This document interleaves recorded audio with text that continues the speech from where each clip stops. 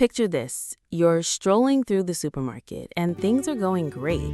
The cart is filling up, your child is happy, and you're finally finding your rhythm. For a moment, it feels like you've mastered the art of the peaceful errand. Then the mood shifts.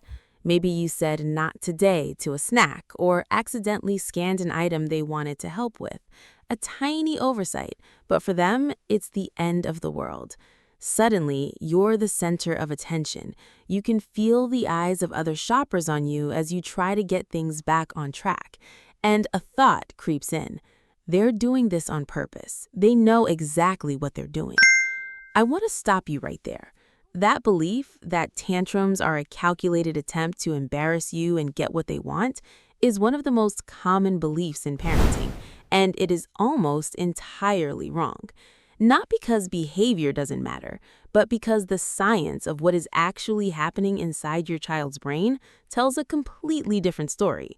And once you understand it, you will never see a meltdown the same way again. Stay with me. This will change how you show up in those moments. Before we go further, quick question. When your child last had a meltdown, what was your first instinct? Frustration? Embarrassment? Did you try to reason or just freeze? Drop it in the comments. I read all of them. And if you want to understand your child, not just manage their behavior, like this video and subscribe. It helps more parents find this. Now, let's look at the brain, because that's where everything begins. Your child has the same basic brain structure you do. They have a prefrontal cortex, the thinking brain responsible for logic, impulse control, and regulating emotions, and they have an amygdala, a small structure deep in the brain that acts as an alarm system, triggering fight, flight, or freeze. Here is the crucial thing most parenting books gloss over. In young children, the prefrontal cortex is already highly underdeveloped. But during a meltdown, it goes completely offline. Not just slow, offline. When your child is flooded with frustration, hunger, or overwhelm, their amygdala triggers a total survival response. Stress hormones surge, and the thinking brain effectively goes dark. That means in the middle of a tantrum, your child literally cannot think through consequences, understand your logic, or stop themselves. They are not choosing chaos, they are drowning in it. Neuroscientists call this amygdala hijack.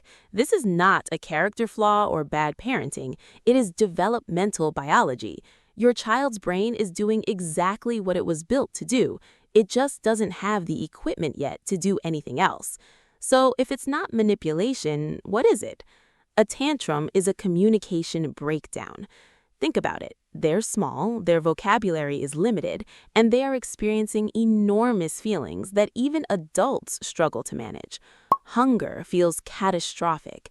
Exhaustion feels like the end of the world. Being told no is a genuine grief. They have no way to say, I am overstimulated and I need help, so the body says it instead. The tantrum is not an attack on you. It is a distress signal. It's their nervous system saying, I am overwhelmed and I need a regulated adult to help me come back down. This is called co-regulation, one of the most important ideas in child psychology. Children cannot self-regulate until they've experienced thousands of co-regulation moments with a calm caregiver. When you stay regulated, their nervous system borrows your calm through your eye contact, steady presence, and tone of voice.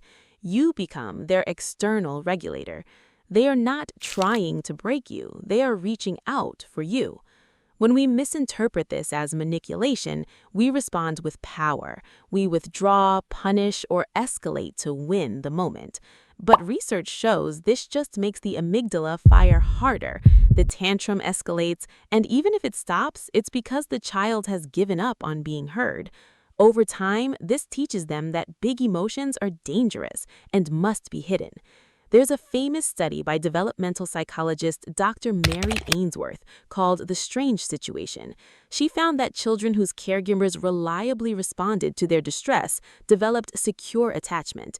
These children grew up to be more independent, resilient, and better at self-regulation. The comfort you give during a meltdown is not a reward for bad behavior. It is the very thing that makes the behavior less necessary over time. So, what do you actually do? Here's a simple 3-step framework. Step 1. Don't match the chaos. Regulate yourself first. Take a breath. Lower your voice. Your nervous system is speaking directly to theirs. Make sure it's saying, "You are safe. I am not scared of your feelings." Step 2. Name what you see. Don't negotiate or threaten. Just label it. You are really upset right now. Your body has so many big feelings. Psychiatrist Dr. Daniel Siegel calls this "name it to tame it." Labeling an emotion activates the prefrontal cortex, literally beginning to bring the thinking brain back online. Step 3. Reconnect before you redirect. Only after the storm has passed, when their breathing slows and their body softens, do you talk about behavior, not during the peak of the meltdown. After. Your child is not plotting against you. They are a small human with a developing brain, enormous feelings, and very few tools. The tantrum is not a battle to win, it is an invitation to connect. Every time you show up with steadiness instead of reactivity, you are building the architecture of their emotional brain. That is the most important work we can do. If this helped you understand your child differently, like the video and subscribe for more insights like this. Because when you understand the behavior, you stop fighting it and start guiding it.